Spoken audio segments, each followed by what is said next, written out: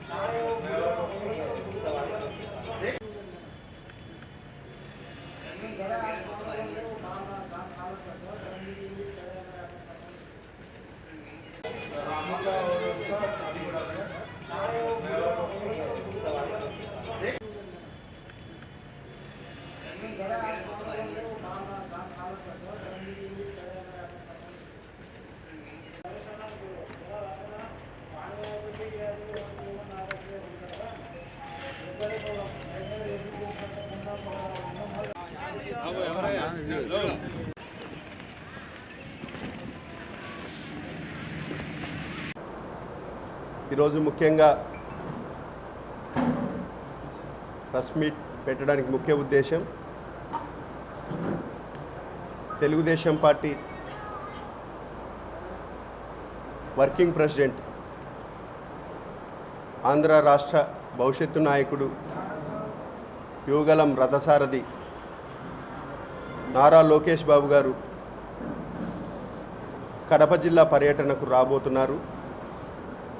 21, 22 తేదీల్లో కడప నియోజకవర్గ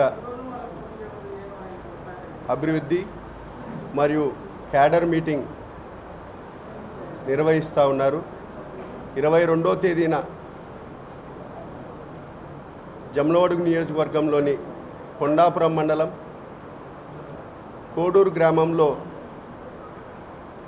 350 మెగావాట్ల సోలార్ ప్లాంట్ని మరియు పెద్దమూడెం మండలంలో కలవటాల గ్రామంలో ఒక 350 మెగావాట్ల సోలార్ ప్లాంట్ SAEL కంపెనీ ఈ ప్రభుత్వం ఏర్పడిన తర్వాత 2020-24లో ఈ పరిశ్రమకు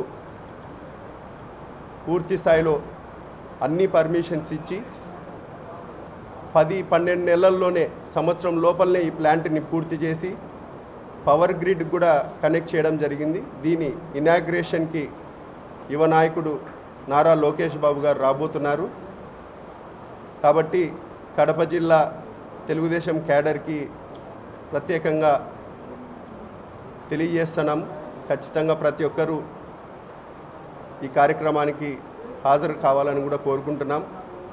అదేవిధంగా ఈ సోలార్ ప్లాంట్ దాదాపు 2 చోట్ల నియోజకవర్గంలో 700 మెగావాట్లు పవర్ గ్రిడ్ కనెక్ట్ చేయడం అనేది నారా లోకేష్ బాబు గారు పూర్తి పర్యవేక్షిస్తూ ముందుకు సాగడం జరిగింది.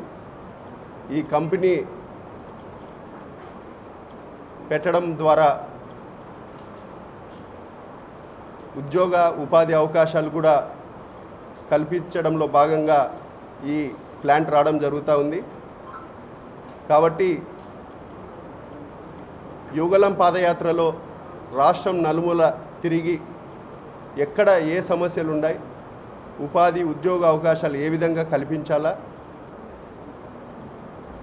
ఇందాక మన మాధవెక్క గారు చెప్పినట్టు పూర్తిగా రాష్ట్రం మీద అవగాహన చేసుకొని ఎక్కడ రాయలసీమలో ఏం తీసుకొని వస్తే ప్రజలకు కానీ లేకపోతే రాష్ట్ర ఆర్థిక పరిస్థితిని ఏ విధంగా అభివృద్ధి చెందాలనే దాంతో పూర్తిగా అవగాహన చేసుకొని భవిష్యత్తు నాయకుడిగా తయారైనారు లోకేష్ బాబు గారు. దాంతో భాగంగానే ఒక సైడ్ హార్టికల్చర్ హబ్ కానీ కొప్పర్తికి ఈరోజు దాదాపు 2000 కోట్లతో అభివృద్ధి పనులు కంపెనీలను తీసుకొని రావడం కానీ, కడప జిల్లాలో జిందాల్ స్టీల్ ప్లాంట్ జమ్నోడ్ నియోజకవర్గంలో కూడా ఇప్పటికే అన్ని పర్మిషన్స్ ఎన్విరాన్మెంటల్ క్లియరెన్స్కి అప్లై చేసి ఉన్నారు. ఈ విధంగా ప్రతి విషయంలో రాయలసీమను డెవలప్ చేస్తూ ముందుకెళ్తున్నారు నారా లోకేష్ బాబు గారు. కాబట్టి ప్రతి ఒక్కరు గమనించాలా, భవిష్యత్తున్న నాయకుడు, రాష్ట్రాన్ని ముందుకు నడిపే నాయకుడు నారా లోకేష్ బాబు గారు కడప జిల్లాకు వస్తున్నారు. కాబట్టి ఈ విషయంలో ప్రతి ఒక్కరూ ముందుండి జయప్రదం చేయాలని కూడా కోరుకుంటున్నాను. Thank you so much.